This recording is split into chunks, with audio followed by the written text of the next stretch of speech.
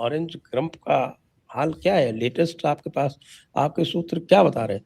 वो मैंने सुना कि व्हाइट हाउस में वो इधर उधर जो है वो इसने एक बेसबॉल बैट हाथ में ले रखा है और वो उसको लेके और चारों तरफ घुमा रहा है। जो उसके बेसबॉल बैट के रेंज में आ जाता है वो टूट के बिखर जाता है।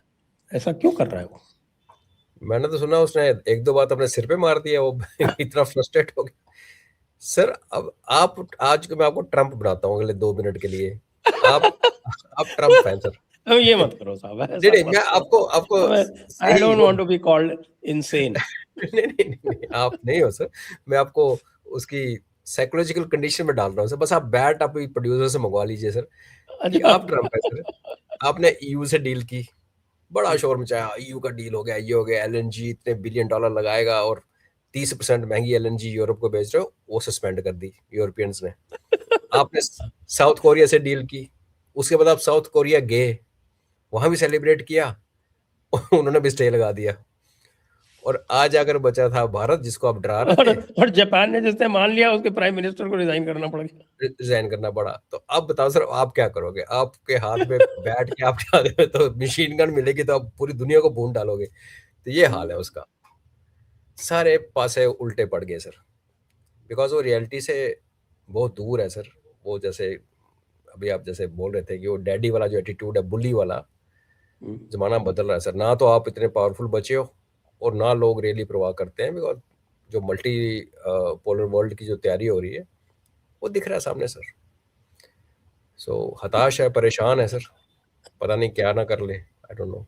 अभी ईरान के साथ जो पंगा लिया उस आगे बात करेंगे, उसकी हताशा तो बढ़ती जाएगी सर। अच्छा। ये तो मैं देख रहा हूँ कि आपने इंडिकेट किया। पहली बात तो पहले ये यूरोप वाला बात कर लेते हैं पूरी। अच्छा। क्यों परेशान है इतना भाई? यूरोप की भारत की डील हो गई तो तुमने तो कुछ सोच के ही नहीं की थी ना। वो नट लिख कह रहा था कि भाई well the boat has sailed, so therefore every time if you delay every 2 weeks you get an opportunity, or if you don't come on that time then the boat has sailed. Next time you come there will be a higher tariff. तो India ने फिर बात ही करना बंद कर दिया यार, higher higher higher higher. वो जब मर्जी हो तब कर लेना फिर। तो अब स्कॉट बेसेंट उस दिन कह रहा है कि look we have sacrificed by imposing tariff on India. पहले कह रहा था वी हैव पनिश्ड इंडिया। तो क्या बावड़ापन बढ़ता चला जा रहा है? चक्कर क्या है? बढ़ रहा है सर, एब्सोल्युटली सर। इसने देखो, अगर आप शुरू में भी इसको स्टडी करो, जब ये आया, इसने पहले क्या कोशिश की? इसने अलास्का में प्यूटिन से हाथ मिलाया, सोचा चलो ये साइड पे खड़ा हो जाएगा। फिर हमारे ऊपर ट्रैफिक टैरिफ का प्रेशर डाला, और चाइना को बोला नहीं नहीं, तेरे पे टैरिफ बाद में लगाऊंगा, डोंट वरी। तो इसने पीसफुल मतलब तोड़ तोड़ के लोगों से डील करने की सोची। वो तो उसका क्या शुरू हमें सबने देख लिया। रशिया ने बोला, और चाइना ने भी इंडिया के बारे में स्टेटमेंट दे, रशिया ने हम दोनों के सपोर्ट में स्टेटमेंट दे दिया, और चाइना ने आगे से आंखें दिखा दी।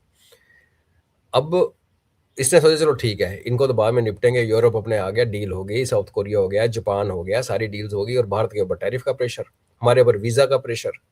आज जो डील हुई है उसमें जो मोबिलिटी वाला पार्ट है सर, और उस उनका लीगल सेंटर यहाँ खुल रहा है, ताकि हमारे अपकमिंग रिसर्चर्स, बच्चे, बड़े सीनियर भी जो रिसर्च में करते हैं, और वो उनके जो मल्टी बिलियन डॉलर, $100 बिलियन का प्रोजेक्ट है, उसमें जाके उनको यहीं से पेपर क्लियर करके, ताकि परेशानी ना हो। तो एक बहुत बड़ा। और फिर उसने क्या बोला कि यूरोप को जो ज़रूरत है वो टैलेंट इंडिया से बिल्कुल लीगली लेगी, ईयू लेगा।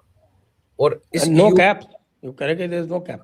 No no cap sir. और ईयू के साथ आपने यूके से भी, तो अब ये भी देखे ना सर, पिछले कितने 6 साल में भारत ने 7 एफटीए साइन किए हैं सर। न्यूजीलैंड से किए, यूएई से किए, यूके से किए, अभी ईयू से हो गया, और किसके साथ किया? 7 किए हैं सुना, विच इज मतलब आप देखिए, इस एफटी को साइन होने में 17 साल लग गए। तो बहुत बड़ी अचीवमेंट हमने अठारह की है। सर, 2007 18 में साल शुरू हुई थी। सर। तो ये बहुत, तो इधर एक ऐसी डील्स, और देखने में कितना सिंपल लगता है सर। बोला एग्रीकल्चर को साइड पे रखो, बाकी बात करते हैं। तो अमेरिका को अगर डील करने का मन होता है सर, टू स्टार्ट विद, हमारा क्या इशू था? एग्रीकल्चर और डेयरी दो ही थे ना सर। उसके अलावा हम डील कर सकते थे, नहीं माई वे और हाईवे। तो बोला ठीक है फिर हाईवे। और वो जो बोट की बात कर रहे हैं सर, वो बोट नहीं था, वो टाइटैनिक था। वैसे ही बड़े फैन फ्लेयर के साथ चला था, उसके बाद डूब गया। उसको लग गया आइसबर्ग आ गया, इसलिए हो रही परेशानी। ये आइसबर्ग आ गया। आइसबर्ग आ गया, वो उसने देखा नहीं था, दुनिया का सेफेस्ट जहाज डूब गया सर, तो ये क्या चीज़ है? तो बदलते हुए ये जो आई थिंक इनकी अपनी अपना देखो सर, हमारी इस लीडरशिप ने मुँह नहीं खोला, कुछ नहीं बोला, ना गाली-गलौज की, ना कुछ किया। और ईयू भी देखो, ईयू ने भी पिछले साल भी जब यहाँ पे आई थी मैडम, तो उस टाइम हम लोग भी मतलब हमें पता था ये होने वाला नहीं, एफटीए कहाँ होगा, इतने साल से नहीं हुआ, अभी कहाँ होगा, ये अपनी हेज करने आई थी, बट आई थिंक वो भी परेशान थे। अभी हो क्या गया ना सर, दुनिया परेशान है ट्रंप से, और दुनिया जब सारी परेशान है तो सारे अपने लोकल 1 टू 1 वो अपनी डील करने में लग गए, तो अमेरिका साइड में बैठ के ताली बजाता रह गया।